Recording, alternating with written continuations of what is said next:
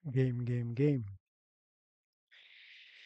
Welcome, mga higala, mga kapatid, mga kaibigan, mga kapamilya.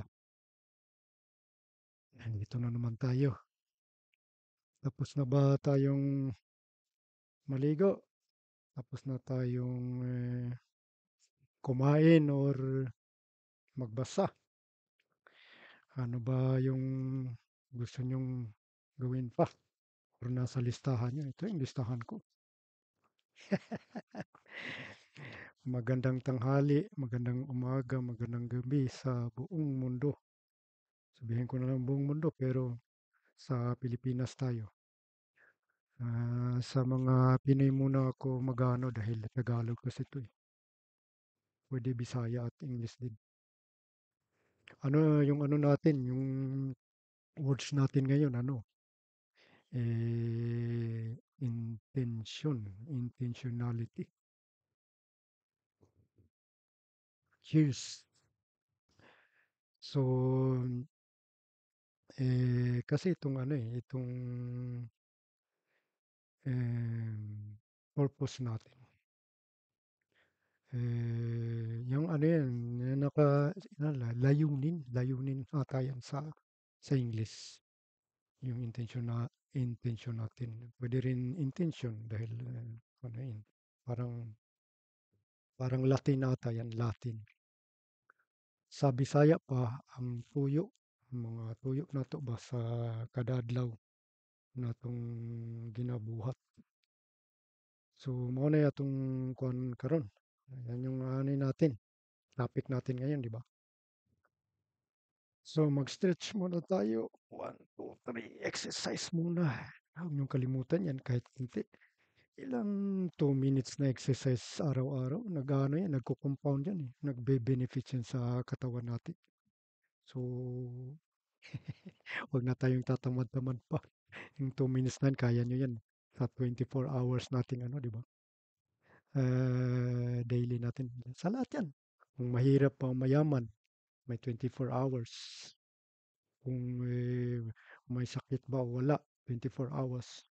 Kahit nga yung 6 foot under natin eh, lahat sila, mga mga mahal natin noon na ano na, umalis na. Ano, may 24 hours din yan sila. Kaya lang natutulog sila. Tulog na sila. Yung para bang forever. Yung nakaka-relate niyan, alam niyo na. Hindi ko na lang sasabihin yung words. Di ba? Eh, um, maano ako ngayon eh dahil kasi 'pag nagfa-fasting ka iba yung ano, eh, iba yung mga palagay mo. Parang gutom ka pero, hmm, may ano ka yung parang yung state flow yan, eh. Yung gusto mong ginagawa, nagagawa mo pa rin dahil alam mo yung intention mo, eh. Focus ka sa intention mo. Yun yung importante, yung para bang nagpa-promise ka sa sarili mo na ano, ito yung gagawin ko ngayon. Pero madaling makalimutan yan. Kaya ang dami kasing distraction sa buhay natin, 'di ba? Araw-araw 'yan. Hindi titigil 'yan hangga't sa hindi mo pipigilan. Ikaw lang, tayo lang makakapigil niyan. It's you versus you. Yung sinasabi pa sa YouTube, yung motivationals, ano, motivate tayo sa sarili natin at hindi lang sa mag-motivate, i-ano natin, gawin nating habit 'yan, yung pagmo-motivate sa ating sarili. Dahil nakaka-benefits 'yan eh. Yung habit na 'yan, magandang habit 'yan. Araw-araw niyo paggising niyo, example lang, nagpapasalamat tayo sa Panginoon siyempre na nakabangon pa tayo. Tapos, yun, simulan na kaagad yung mga tungkulin, di ba? Tapos, yun, utusan mo na yung mga anak mo, yung utusan mo yung sarili mo na ganito, ganyan. Gawin mo yung mga magagandang bagay, yung nakaka-benepisyo, benepisyo. Sorry sa words ko pero minsan ay nawawala ako ako sa ano, sa tono.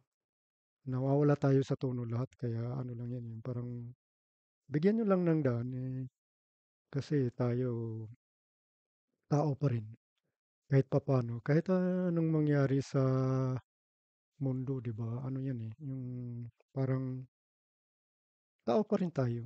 Pero nakakaisip tayo, nakapagpili ng magagandang bagay. Kaya mahal tayo ng Panginoon dahil ang ganda ng isipan natin. So, kailangan proud tayo being tao.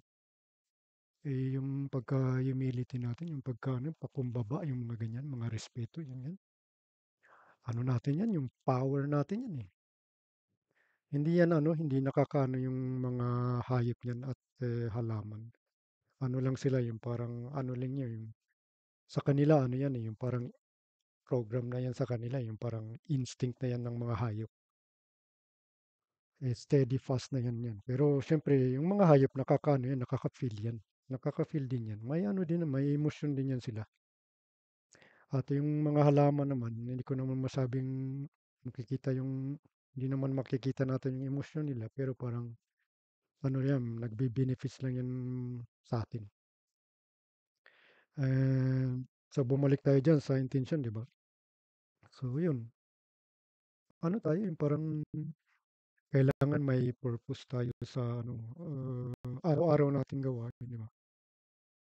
Kaya minsan kung ang purpose ninyo ngayon ito makabigay halaga sa sa inyong pamilya, sa inyong anak, sa inyong sarili, sa kapitbahay niyo or sa kahit sino. Ay, ang sarap damdamin yun, di ba? Yung purpose niyo kung gusto niyong umiyak, sabayan ko kayo. Eh, kasi, sorry.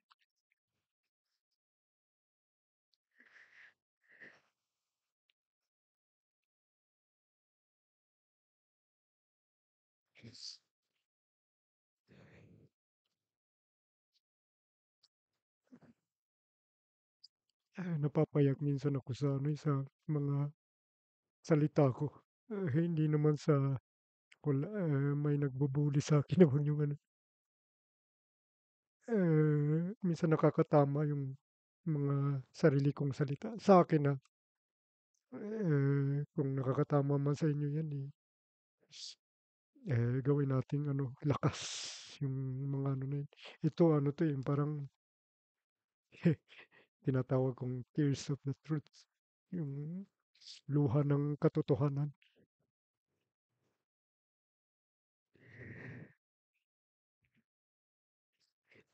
Excuse lang ano din, hihinto din. Yung mga sinasabing eh, binigay mo na lahat. Eh, eh, wala ka na sa sarili mo. Minsan yung ganyan. Siyempre ano yung ano mag-ingat tayo diyan sa depression. Ito ano ito ibang luha. May iba-ibang luha, 'di ba? Pero emosyon 'yan eh. Kung kaya mong ipakita sa ano sa sarili mo 'yan or sa ibang tao, hindi ano 'yan, hindi weakness 'yan. Huwag niyong anuhin. Huwag niyo akong i-judge na ganyan. Dahil lahat tayo judgmental pero huwag natin gawing ano, pampasama ng iba. Nakakasakit 'yan eh. Kasi sinasabi kong huwag tayong mag-bully. Huwag tayong mag-bully sa tinuturo ko sa anak ko. Huwag kang mag-bully sa paaralan. Disiplinahin mo yung sarili mo para maging role model ka ng iba.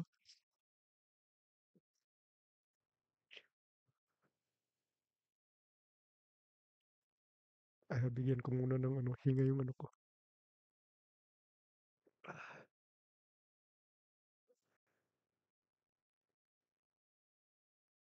Nakita lang. Yun lang, pag natamaan ka ng ano, yung sarili mong ano, salita. Parang bumabalik lang ba sa'yo?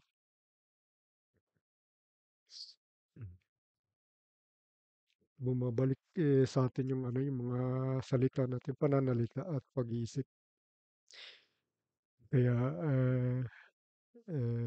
minsan ay kung hindi tayo malakas diyan paano natin i-handle, i-tackle yung mga emosyon natin. Eh, dahil nasa ano kasi yan, nasa sa'tin lahat yan, eh. Ah, hindi naman nasasabing naloloko na ako. Huwag niyong anuhin yan, dahil itong, itong pagka-original natin, mahirap yan ano, mahirap yan hanapin. Pero 'pag nahanap niyo yan, baka mapayak din kayo. Yan yun, yung katotohanan yan, eh. Kaya nga tayo umiiyak, dahil minsan nasasaktan tayo, 'di ba?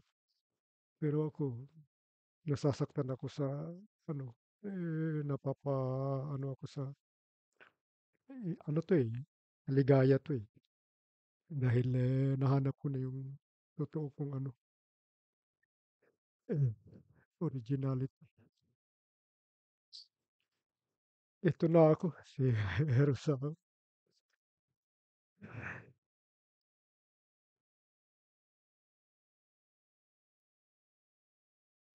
Paano ba mag-continue? Okey lang namang umiyak, eh. Kaso lang kung kaya mo kasing ano, pakita 'yan, nakakaano din 'yan, nakakabigay ano, nakakahawa minsan. 'Di ba minsan napapayak tayo sa mga movie or yung mga kanta, mga ganyan. Ilabas niyo lang, bakit 'di na tayo mahiya, dahil kasi nandiyan lang 'yan, nandiyan yung alam ko nandiyan yung Panginoon, eh. Binibigay ko na lahat sa kanya, eh.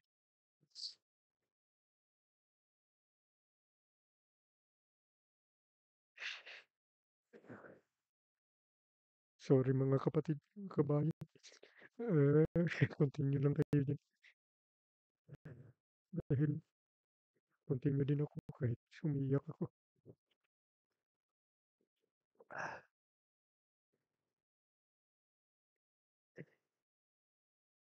Saan na ba tayo? Eh, yung ano nga pala yung topic natin, huwag nating kalimutan. Uminom muna ng tubig, sinasabi ko sa inyo, 'di ba? 'Pag nai-stress kayo, uminom muna kayo ng tubig. Huminto muna kayo dahil ano, yung i-substitute niyo yung mga tubig, na nag-aano, nag-evaporate sa labas ng katawan natin. Kaya Hana Rosauro, kino-comfort ko yung sarili ko dahil, tayo lang ang best mag-comfort ng sarili natin. Pero kung hindi natin kaya, mag-reach out tayo, 'di ba? Yung sinabi ko. Dahil itong depression, marami na tayo niyan, eh. Kahit sino nade-depress. Kaya bigyan niyo lang ng daan na bumalik sa ano, bumalik tayo sa sarili natin at, magbigay uli halaga. Mahalin niyo natin uli yung sarili natin at yung mga tao, kapwa natin, mga anak natin, lahat ng tao, included na yung lahat. Kasi ang hirap kasi mag-ano, mag-explain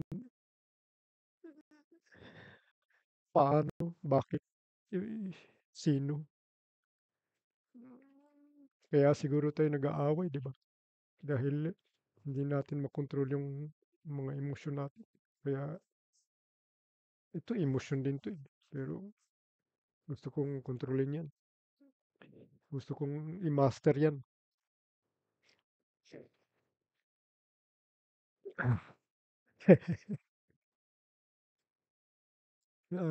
Lalim talaga ng iniisip ko minsan, kaya Minsan, iniisip ko ako lang bang nag-iisa dito sa mundo, ganito.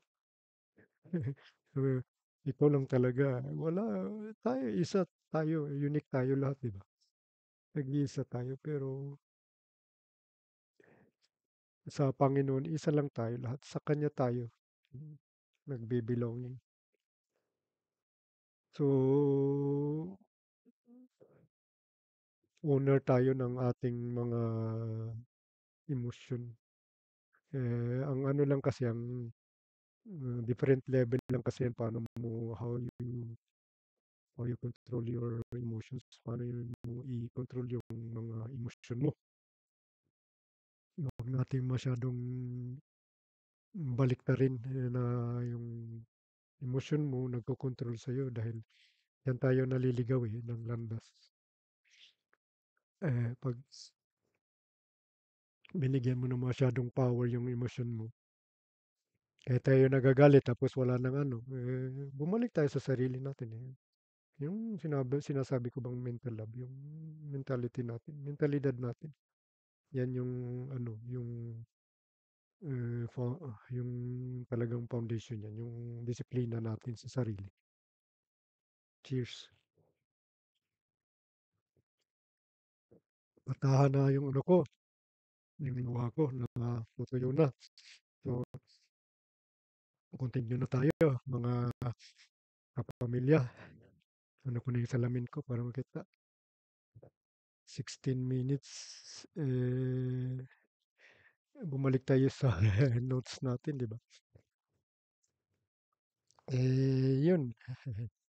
Yung mga pagbubuli, yung nasabi ko kanina, yun, ano yan yung nagsisimula sa ano yan di ba? Bata, kasi mga kabataan natin, mga anak natin, yung sabi ko ba, hindi nila makontrol yung ano, yung mga emosyon nila, kaya tayo mga parents yung mag-guide sa kanila. 'Di ba yung may sinasabi nga sa mga palabas natin, parental guidance, 'di ba? Kailangan yung mga movies minsan, mga serye natin diyan. Dahil 'pag nakakita kasi yung mga anak ng ganyan, hindi natin masyadong i-guide sila. Sila na yung nagde-decide na ganyan yung ano, yung natutunan ko sa TV or sa ganyan. Walang nag-guide sa kanila kaya lumalabas yan sa ano mentalidad nila. Binibigyan nila ng program yung ulo nila na ganito, ganyan. Dahil doon, nakita nila yun. Ano, next topic natin yan, yung perspective, hmm, paano, yung ano natin, yung perspective natin sa mga, mga iba-ibang bagay. So, yun, yung intention natin, kailangan talaga yan, gamitin yung purpose. Ano ba itong purpose? Prioritize ko ba ito? Eh, At magagawan ko ba 'to ng paraan na nakaka-benefits ngayon itong araw na 'to. Yung sinasabing ano, The Power of Now. Yung books na yan na ano, si Eckhart Tolle.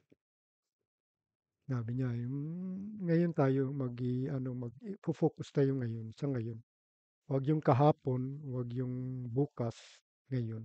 Focus tayo sa ngayon, today. Ano yung prioritize ko today? Yung prioritize ko ngayong araw na ito, ano yung layunin ko, yung intention ko ngayong araw na to. Yan yan. Dahil kasi pag ang dami mo ng plano tapos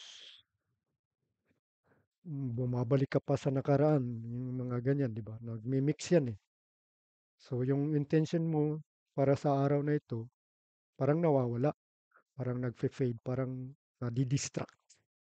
Kaya yung focus, nadi-distract dahil kaya tayo nag-i-stress, di ba? Diyan yan eh. Yung focus natin, nawawala tayo sa focus. Kaya, ano natin, i-relate natin yan sa, ano, sa stress, yung daily natin na stress. Meron namang positibong stress kung kaya mong gawin yung ano, yung pang-epektibong stress, yung may konting bilis. Okay, kaya mo yan. Huwag lang mag-multitask, di ba? Yung sinabi ko. Ang daming bagay na ginagawa. Ano, isa-isa lang. Yun, mga kabayan, sana ay 20 minutes na pala. Eh, sorry na pinakita ko sa inyo yung ano, yung pag-iyak ko dahil hindi naman sa natatakot akong umiyak o ipakita sa ano yun. Dahil kasi ano yung parang yung pagka vulnerability natin, yung weakness natin, yung softness natin. Kung kaya mo yang ipakita, ano yan, strength yan yung lakas yan eh. So, hindi ibig sabihin na umiyak ka na ano ka, weak ka. Ano lang yun yung parang healing process lang yan eh. Na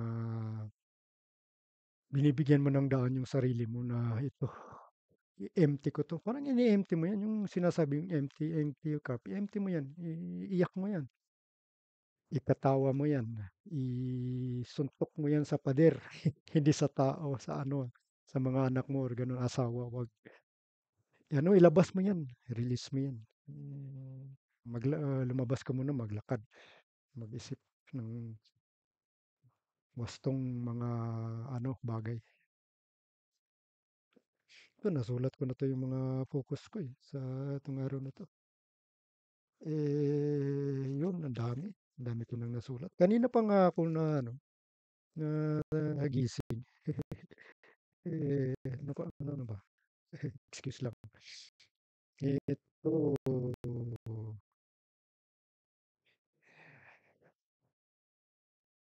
yun lang. Yun lang yung inano ko. Tapos yung finalize ko na lang. May finalizing na lang ako eh, sa lahat ng mga Pinoy at sa mga tao dyan. Hindi lang sa ating mga Pinoy. I-forward nyo yan dahil ako na rin yung isa sa mga maraming messenger sa buong mundo. Marami tayong mga messenger. Teacher natin, ano din yan eh. Messenger din yan. Tayo mga parents, messenger tayo. Sa ating mga anak, sa ating mga kabataan. Sa ating mga, ano, sa lahat. Messenger tayo lahat. Kaso lang, iba-iba tayo daan sa panalita, di ba? Pag-iisip sa mga gawain. So, advice ko lang na bumalik tayo sa sarili natin at isipin yung wasto. Yung mga ethics natin, di ba? Yung mga morals natin. Yan yan. So sana naman nabigyan ko kayo ng ano ngayon, mahalagang ano, bagay. At para sa akin, mahalaga kayo sa akin din. At nagbibigay ako ng values yan. So, forward nyo yan. Maganda yan. At sa simpleng ano lang, pananalita at pag-iisip. Huminga. So hanggang dito lang muna mga kabayan. 25 minutes lang tayo ngayon dahil marami pang tungkulin sa libro ko. Meron pa ba akong tubig? Finalizing. Sarap ng pakiramdam. Magpapasalamat ako palagi sa inyo, siyempre. At yung huli kong sinasabi, di ba, yung tatlong words, ano yan, yung peace, love, and understanding. Ibigay nyo yan sa ano, sa sarili nyo rin. Hindi lang ibig ko sabihin sa ipalabas nyo yan. Ibigay nyo rin sa sarili nyo yan dahil included kayo dyan sa sarili niyo, sarili natin. Yan yung pampalakas. Ah, salamat. Ito, di ba? Galing Pinas. Mag-vibrate kayo dyan, mga kapwa ko tao. Ayo, mag-teamwork kayo dyan, mahal kong asawa at anak. Vibrate love, peace, and understanding. Peace.